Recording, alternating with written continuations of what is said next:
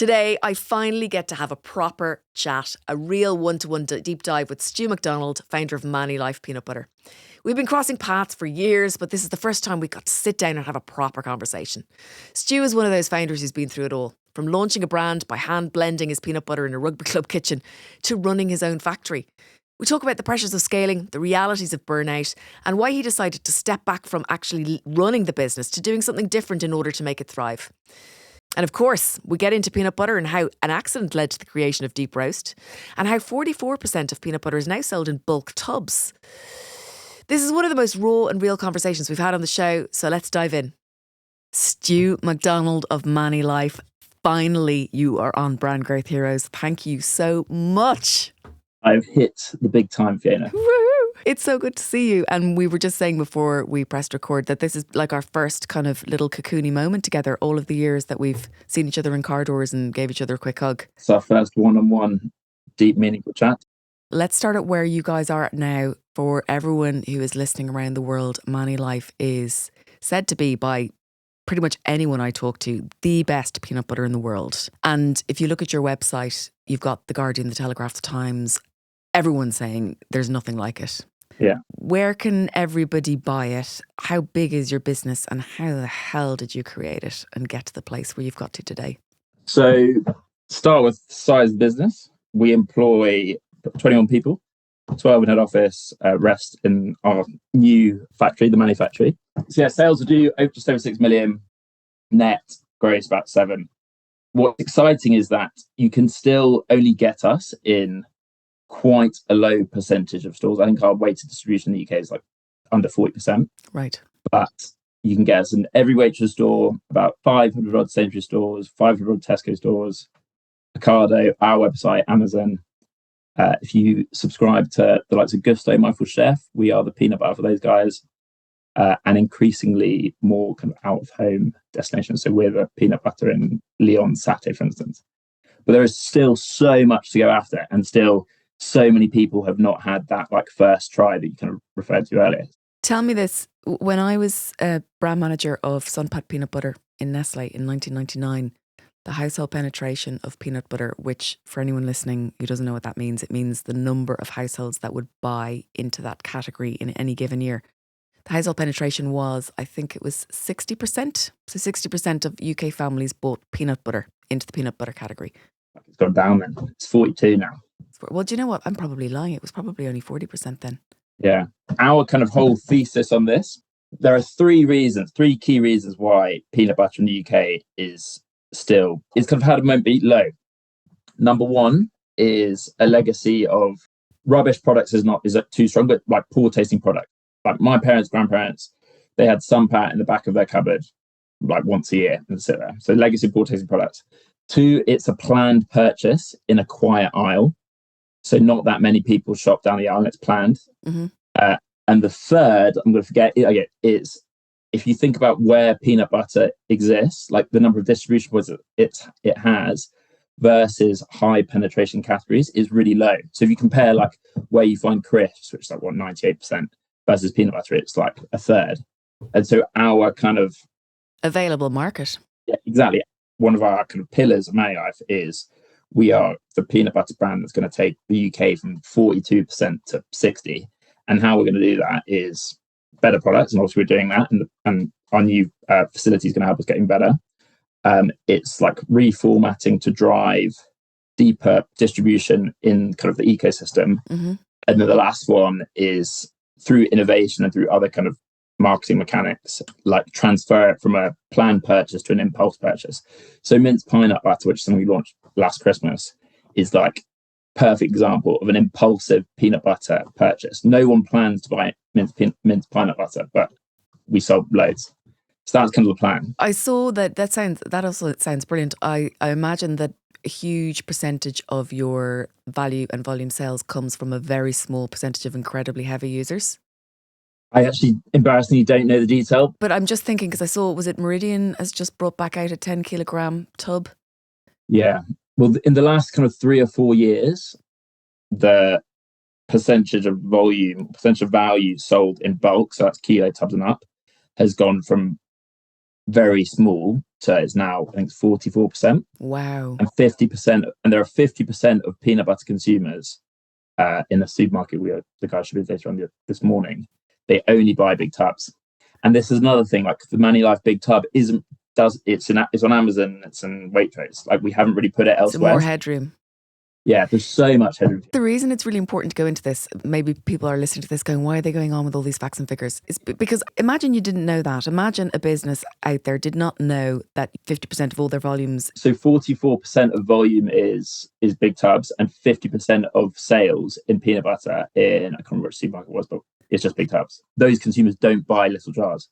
So imagine you didn't know that, and it could be jellies, or it could be ice cream, or it could be, duvet covers, whatever your category is. Unless you know that about your category, you might not have a product range in your range to actually account for most of the market. It's a bit like if you go into yogurt, you can't not have a strawberry yogurt because 80% of all volume sales are through strawberry yogurt in flavoured yogurt, not including plain. And it's really important, and that's why data is so important. So sorry, we've digressed. Okay, so you guys are doing really well, doing 6 million this year. I'm assuming your run rate is growing exponentially above that. Yeah. And I've recently tried some of the impulse products that you were talking about, hanging bags of ManiLife peanuts. Yeah. Absolutely bloody delicious. Am I right in remembering that they were dusted in cocoa powder? Obviously, I'm going to say this, but if you haven't tried them, they're amazing. Yeah. They are. You went to Argentina. What age were you when you did the social enterprise thing? So it was 2014, so I was 23. So I got quite well when I was a teenager. And I think from that developed, I've never figured out how nice to say this, but a bit of a chip on my shoulder. And it was like, if I can't go do something out of the ordinary, then who can? I then got a job offer from PwC to be an accountant, which was very ordinary. And so decided that I'd put it off and move to Argentina, where the idea was I was going to go there and basically build up enough guilt to become an accountant for 3 years. I fell into working with a peanut butter social enterprise very randomly. And we used to go around soup kitchens, kind of giving kids and families peanut butter, teaching them how to use it. And through that, kind of really, really got into the product. And then by chance, I met the family that we still source our peanuts from today, met them, loved them. Their product was amazing. And it was about this time that it dawned on me that I probably couldn't set something up out there. So I looked at the market back here and saw that whilst it was growing, no one was speaking about peanut butter the same way we spoke about coffee or chocolate or wine. Oh, clever. And in particular, there was no provenance. And this was the thing, because I was feeling like very passionately kind of linked to Argentina. So I came home with the idea of starting ManiLife, which was going to be the world's first provenance-led peanut butter brand. Mani means peanut in Argentine. And naturally, it was a complete disaster. Because the day the first ton of peanuts arrived, our production partner pulled out. So I had a ton of peanuts in my bedroom with no one to make it. So that summer, got together about 45 friends, bought 2 little kitchen blenders, rented out my old rugby club kitchen. And we spent the entire summer making 4,000 jars of peanut butter, 1 jar at a time. And it was hellish, but it was formative for kind of 3 key reasons. One was we transitioned from what was ultimately going to be like a provenance-led, co-manufactured, so made in another factory brand, into a brand that made the product in a way that no one else did and still no one else does. So ManiLife has never been made in a peanut butter factory because we make it differently. I'm thrilled to introduce Brand Growth Hero's newest partner, Jolson. Jolson is a leading B Corp certified commercial law firm that specialises in guiding the founders of scaling CPG brands. With long-term relationships with clients like Little Moons, Trip, Eat Natural, Bear, Graze and Pulsin, Jolson is also famous for advising the Innocent founders in their landmark sale to Coca-Cola. And believe it or not, they still work with the Innocent founders at Jam Jar Investments today. I'm especially impressed by how Jolson sets founders up for long-term success and by their commitment to championing female founders. Recently, I asked managing partner Paul Chappie, why does a scaling brand need a corporate lawyer? So you definitely need someone that's going to have your back, that is going to be looking at those pitfalls that may be coming in the future, preferably someone that knows the industry, because having that context is really important when negotiating, be that commercial agreements or funding arrangements. And at the end of the day, you really need to have someone that you can trust and obviously can negotiate hard when they need to.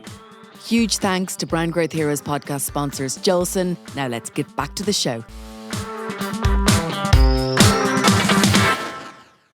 So how do you make it? Are you allowed to tell me? Needs to be careful because historically not regular secrets, but the market makes using inline, very scaled up production. We use small batch, fast cycle. So we're the only kind of mainstream brand that uses this method. So you're a small batch peanut butter maker. Yeah, but very fast cycle. And we developed all this kind of, I didn't even realize we were developing at the time, but there's a lot of IP around how we make. So that was number one.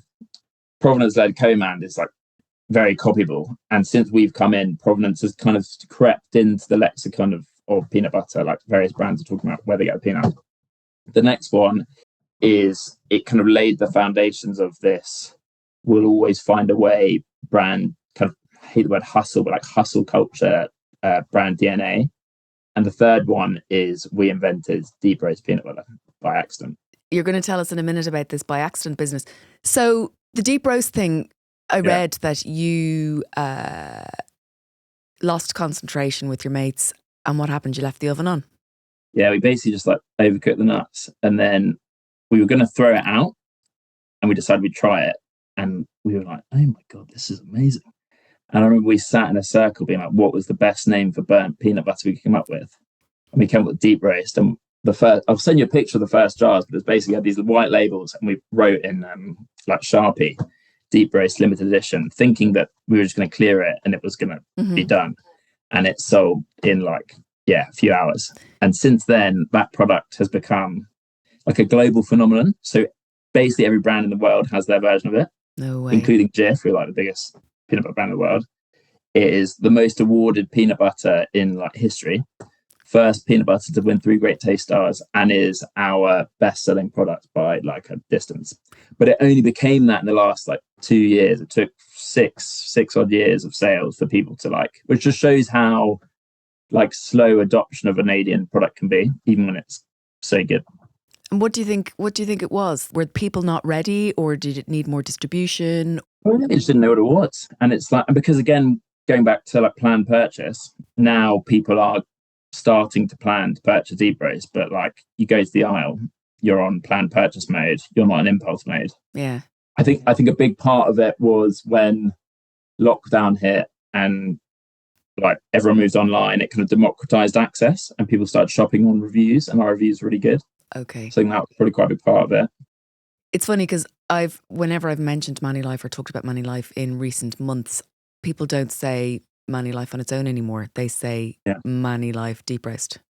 Yeah. And so it's become synonymous, and that's a totally new, thing in the category, isn't it? You've got to own that space, you own that connection. Yeah, which is cool.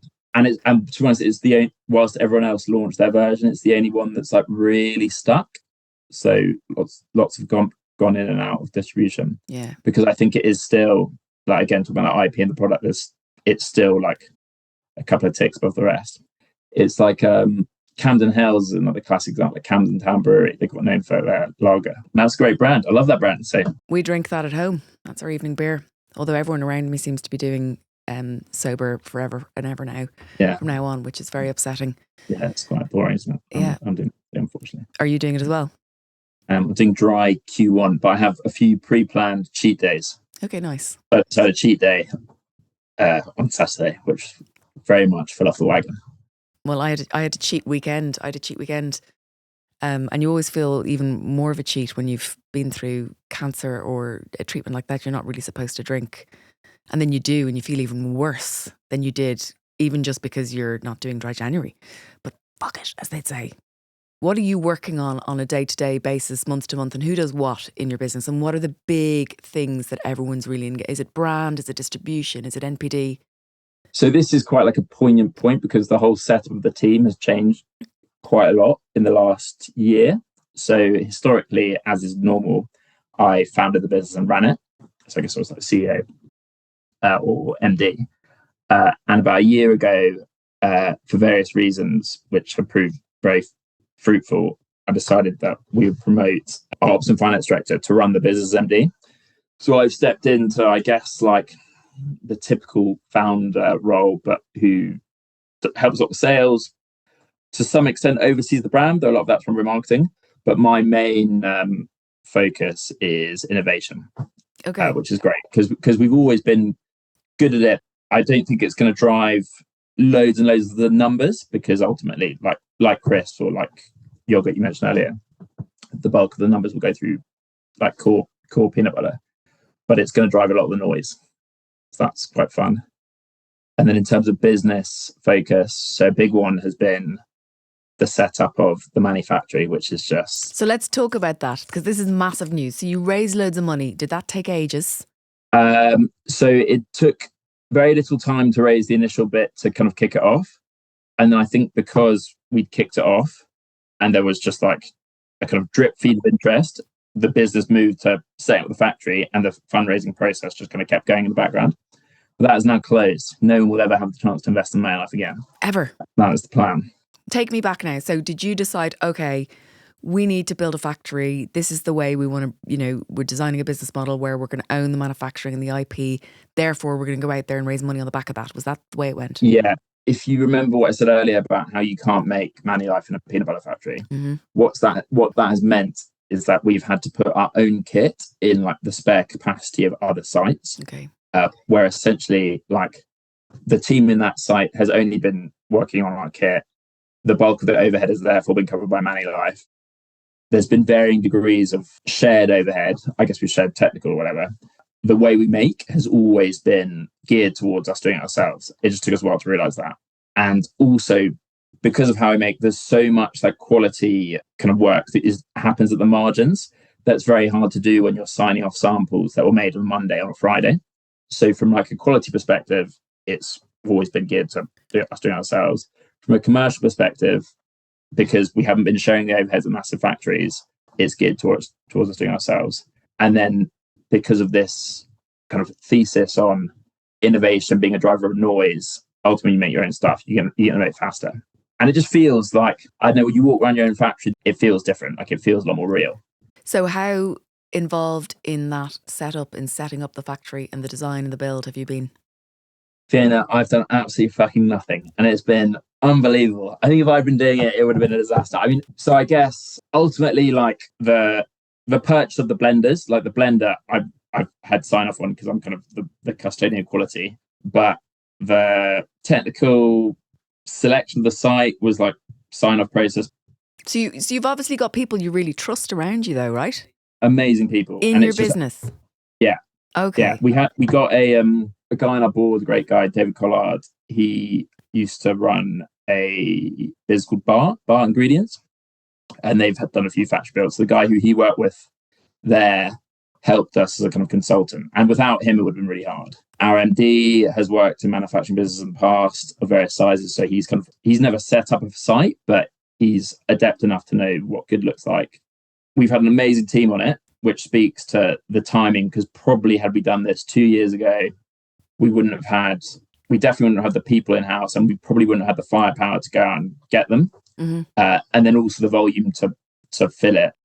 Well, what you're doing is you are recognising core capabilities that have allowed you to get where you've got to today, needed to almost be concretised and souped up and professionalised and made into something that you guys own. Okay, so is the factory then up and running? It is. We'll be making everything out there, bar the coconut peanuts, by next week. Wow. It's incredible. What's it like to, because you've had a really busy life the last year. Your twins are nearly 3 in November, isn't it? What is it like sitting here now thinking about everything that you've achieved? Does this feel different? There is a different feeling when you walk around a factory that's yours. And I don't know whether it's because it's, for whatever reason, it's become so much more common for brands to kind of piggyback off other people's factories. But there's something really cool about like walking in, seeing your product made, and like, I mean, obviously I knew the people who operated the factory lines at other people's sites by name, but there's something quite cool about it kind of being one team. And that's something we've had to think about quite a lot, because the site is based just north of Nottingham. The team are largely based in London. And so like a lot of thought and continuous thought is going into how we maintain that, like we're one team going towards one goal. So we've got a big team day in a couple of weeks' time up here, which is great. In terms of pride, I mean, it's the classic answer, like you're always thinking about the next thing. The big difference between now and maybe 3 years ago is 3 years ago, we had a good team that was all kind of linked into me, and I was working insanely hard, probably too hard and not smart enough. Whereas now it just feels like we're humming, which is amazing. And it's great for my wife as well, because she's obviously borne the brunt of my like busy work life for far too long. Does she get to see you now? A little bit more, yeah. Probably still not enough, but then I always say like, Kev, we wish for if I was here all the time. I'm like, I'm a bit annoying. Talk to us about the low points. So I mean, like anyone who sets up something and hasn't really done anything else before, you go into like, I would say, aggressive work holes. And I think probably maybe 8 years in, where it was 8 years of pretty like relentless work, where whenever I encountered a problem personally, I would like work my way out of it. And as the business grew, the problems became less like dig yourself out through grit and work, which I've always been pretty good at, to more like step back and problem solve. And I think I hit a point where, I mean, it's almost laughable, and it is laughable looking back on it, because it was ultimately just peanut butter, but like burnout to like a horrific degree. And what was wild is it hit in probably like end of 21, and I spent a year trying to work my way out of it. So it just got deeper and deeper and deeper. So that was quite like, everyone who's experienced it knows what it feels like. Paul, what does it feel like? Because I mean, you know, everyone says burnout, but what is he not sleeping? I mean, it was like, okay, so fuck it, I'll share. So there were times where, for maybe like several months, wake up on the dot 3 a.m. every night, can't go back to sleep. There were spells. This is just laughable now, and like we are fully through it and flying now, which is great as a team and as a person. So you can kind of look back on it laughably. There were spells where I'd like wake up in the middle of the night screaming, just like and wake up Saz. There's like the panic attacks thing. Like it's really wild, and it's funny because there's like a little bit, probably to some extent, so there's like a little bit of shame associated with that, because you kind of feel like I've always been quite capable, because I'm quite capable. What point did you kind of go, okay, this isn't just something that I can work through, I actually need to take a break, or this is only going to get worse? Or what was that moment? It was probably when maybe a month of like a panic attack every day, like just insanity. Yeah, you poor thing. But it's also like what's come from that is the team is now set up in a way that my job is like the dream job for any founder ever. Mm-hmm. Everything I do, I enjoy, and I feel like there are so many founders of businesses who are stuck in this like stress hole of doing a job which is ultimately like an elite profession that people get good at over like 20-30 years, and you've never really learned. I know. You can still have a founder-led business that's not founder-run. Yeah. And I think that's the sweet spot that I feel like we have hit. You know, you're onto something there. I mean, maybe people are saying this already, but founder-led, not founder-run. Yeah. That's really strong, isn't it? Yeah, for sure. Because like running a business is fucking hard. And if you haven't done it before, it can be really, it's like a pretty shit job. And it's not for everybody. Yeah. And also usually as a founder, not always, but like you're jacked up on equity, but you've taken salary cuts for the first whatever. And often that carries on. So like you're doing a high stress elite job, getting paid what? Pittance. Yeah, exactly. Yeah. You can't necessarily like afford the release outside in the holidays if you eventually take holidays. The nice side of being a founder isn't there. Plus you've got all the emotional stress of all of the risk that you've taken and the loans and, you know, is this going to work? And we've already been doing it. I mean, you say, you know, for the first 8 years you were working that hard. 8 years is a very, very long time to get to 6 million, you know? Yeah. And now now you feel like you're humming, and you've got, and almost for people to hear out there, you know, it doesn't happen overnight. Yeah. And it's really hard. Yeah. And probably, I mean, I always say like if I'd had a operational kind of co-founder, that would have taken half the time. Mm-hmm. The challenge is that it's once you start on the journey, if you put someone in, you have to pay them properly. Yeah. And ultimately you can't afford to pay them properly until you're at a certain level. But if you think about like the major successes in FMCG of the last, 5 years, Huel put in James very early. Lucky Saint put in Emma, within the first couple of years. Yeah. I'm sure the list is long. Perfect Ted, they brought Shani in to do the sales piece so that they could do the other stuff. Yeah. So it's great. I'm having a great time. And I'm very grateful to everyone who's kind of helped build that machine.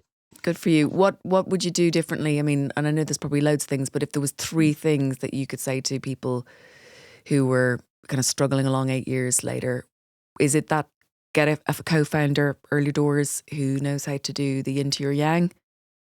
Yeah, I think it's so hard to get a co-founder in, because like the early days, if you don't have them from the start, the early days are so tough that like you can almost force it, and then you've just got a very, very high equity compensated like employee.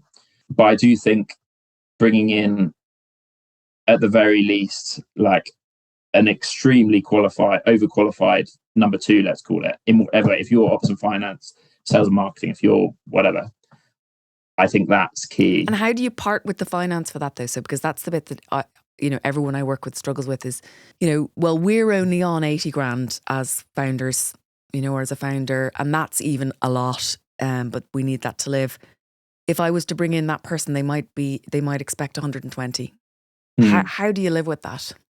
Well, ultimately, you just have to take the risk, because it's like, if you think of the kind of, and this isn't a classic life cycle of a brand, but like if you look at the last 10 years, the amount of money that's been raised to spend on marketing and spend on field sales people, whatever, just put that into an MD or a COO or whatever.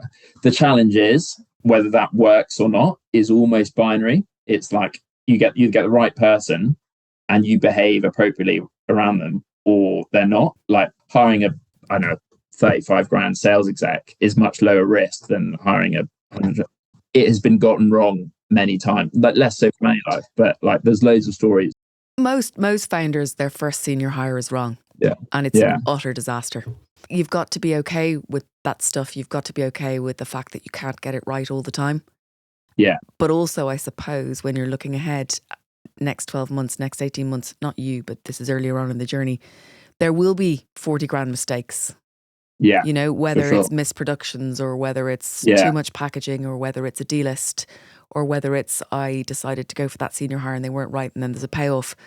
You almost have to have that fat in your budget, don't you? Yeah, for sure. Or your emotional expectation, even if it's not in the budget, but that it's okay, because it happens to everybody. And probably if you have the people around you that have kind of been on a similar journey, then they pay for themselves by like diverting you away from making certain decisions, like half of those mistakes. So do you have like in 3 years time, 5 years time, where is ManiLife going to be? Is it about getting into more distribution points in the UK? Is it about different occasions, different people? Where are the sources of business that you're going to tap into? There's the really obvious, like frankly quite unexciting ones, which is just like fill the distribution holes in the UK, of which there are many. Yeah. And I think through that, because ManiLife is such a good product, when people discover it, they tend to stick around. So rather than distribution being dilutive, I feel like it's just will kind of become more at the forefront. So that's obvious. We've got plans for European expansion. So there's a couple of markets on the continent that we were doing pretty well in before Brexit. Okay. Brexit destroyed them and we built them up again. So we've now got a business in Europe that we're kind of kicking off. And then it is around this, like, obviously others going to help on this journey, but it's around this 42%. So there's two things in peanut butter. 42% only 42% of households in the UK eats it, which is mental. Even more crazy, the average consumer purchases it 2.6 times a year. The average ManiLife consumer buys us like 5 times a year. Yeah. And it's that battle using the kind of tools we spoke about earlier. So getting it into more distribution points, not just in the spread zone, but elsewhere. Impulsive natured MPD. So talk about brand and brand comms. How important is that going to be in the next few phases of growth? I think mega. I think it absolutely can't like switch off, but I think because we've got so much to go at within stores and within distribution, like the bulk of our spend will most likely be in store. Okay. However, how we show up outside of store is always kind of food first. So we're not a functional food, we're a chef food. Mm-hmm. Where we are overweight on is like occasions outside breakfast, because we want to turn peanut butter into like a staple ingredient, not just something you put on toast in your porridge. And there's one last thing, and this is kind of probably more like blue sky 3 to 5 years than the next 1 to 3. ManiLife has obviously approached peanut butter from very much like coffee principles mentality. So using craft principles to premiumize it and therefore expand it. And if you look at the craft categories of like, or the craft movements of coffee, beer, and chocolate, coffee and beer have far, far, far excelled beyond chocolate. And my kind of thesis on that is that it is because the consumption of coffee and beer is like inherently experiential. Like it's consumed in a cafe, it's consumed in a pub. There's the consumption points have more depth than, whereas chocolate is pretty much a bar at home. Scoff it down. Yeah, and I want to find a way, at scale probably not, but eventually would love to. I want to find a way to like experientialize peanut butter, because I think that could like kind of like what Canoops are doing with chocolate. What are Canoops doing with chocolate? They're going to build I think $1 billion brand in hot chocolate. Okay. Do you know what you should do? Thinking about it, I think the obvious answer to that would be, pop up ManiLife cafe, like a Chobani did it in New York and it becomes a cafe. But actually, the easiest one is a ice cream collab. So if I because an ice cream moment, whether it's Magnum or whether it's a Ben & Jerry's tub, that is an experiential moment. Yeah. And sweet and salty and creamy and salty and all the rest of it. Or even if it's a yogurt collab. Yeah. But a dessert one. But I would think an ice cream one is everything, because then you don't have to pay for the pop-up cafe or the actual cafe, and you get to do it in people's own time in their own home when they're having that ice cream moment. Yeah, that's interesting. And that's probably like it's a lower, lighter lift. It is, rather than the big, huge, spend loads of money on a high street store, and really, who cares? You know? Whereas they're already having those moments. Meet them where they're having those moments. Like I want, and I don't know if Ben & Jerry's would do it, because I haven't spoken to you about the whole social aspect of your business. But how do you guys give back? How important is that weaved into your brand mission? Or so it's very important from a kind of just doing the right thing. I mean, the right thing is subjective, but it's like we are kind of what's the word? Conscious capitalists, and it was quite interesting actually. So we didn't really do the B Corp thing because it was just thinking around it, but we did it at the start of the year, and we are the highest scoring B Corp in spreads in Europe. So like we do a pretty good job, but it's not like we're not like a Tom's. We don't. Yeah. It's not like we give away. It's not built into the business model. It's kind of built around it. But that definitely wouldn't be a problem with Ben & Jerry's. Well, I would look at that. That's what I'd be looking at, because I think you've said you want to have that perfect serve. That outside of the toast one, you want it's not even the perfect serve, it's the perfect moment of experiential ManiLife, how good peanut butter can be, and you need it to be showcased in a vessel. Yeah. And you also need it to be part of somebody's everyday and every week behaviour already. You don't want to be asking them to do something new. Yeah. Get it in a tub and on a stick. Yeah. It's a shame the whole like froyo thing didn't boot off. Remember 8 years ago that was. But you know what it is? But nobody even wants frozen yogurt. They just want ice cream. That's the one thing that I've learned in 25 years in this business, is that actually everybody just wants to eat the good stuff. Yeah, taste is everything. Yeah, look at James Iverdick. I haven't had him on the show for ever, and I need to get him back on, particularly now that he's just launched Spooners. Because what's Spooners? It is a tub of microwavable cookie dough. I mean, yum. Yeah. Okay. Yeah, it's back to good days. At the end of the day, I would say, and I can't speak for James, but Coconut Collaborative, just how big can it get? Mm-hmm. It's nice and all that. It's lovely and all that. There's a role for it and all that. But actually, everybody just wants to eat yummy chocolatey, ice All's ice creamy cream. stuff. They really do. They really do. Yeah. So yeah. I would say meet people where they are. Yeah, and that's the magic thing about peanut butter, because like the what is it, the healthy indulgence is just it's almost like a cliche. It's quite annoying, but like peanut butter is what, particularly like where we sit. So we can classify ourselves as indulgent, but we're obviously as healthy as the next one. But it is one of the few things where it's like you're getting an almost like Nutella-esque experience. Exactly. But it is absolutely good for you. But that's why I bought your ManiLife bagged cocoa dusted peanuts, because instead of buying M&Ms, at least I'm getting the chocolate hit, I'm getting the roasted hit. But I feel like I'm not being too bad for myself. A bit more permissible, yeah. Totally. That's why there's space for us to go completely unpermissible, pure indulgence. Absolutely. Ben and Jerry's Mani fish food. Yummy. Injection of like a glob of peanut butter in the middle of the tub. Totally. A core. Yeah. A core of it. Yeah, fantastic. It'll Yeah. be absolutely gorgeous. Done deal. Yeah, fantastic. You know anyone at Unilever? I'm sure we could check my LinkedIn afterwards. But anyway, if you're listening from Unilever and you want to get in touch, or any other major ice cream brands, let's talk about this. Fantastic. Yeah, we could do it. There's so many more questions I could ask you. You know, male, female. I do want to ask that. Is there a bias? Yeah, it's really interesting. So like a lot of things, peanut butter is the split is in favour of females, but ManiLife is unique in that we are slightly overweight on males, and I think this is for no other reason than we have man in our name, and Okay, it's a view into like the male psyche of like, oh, you're speaking to me. I'm Totally in. Totally agree. Because I would have gone for Pip and Nut, because up until I tasted ManiLife, and I buy both. Actually, we buy mainly the Whole Foods one from the Co-op. But yeah, it very much felt like a man's brand to me, a young man's brand, and I realised that actually it was all about flavour and stuff. So you're mainly over-indexing, or you're slightly over-indexing on males? So in comparison to like the market, it's not insignificant, but like it's a bit more than 50-50 male. Do you think that's also because a lot of males want to use peanut butter in their bodybuilding as protein and stuff?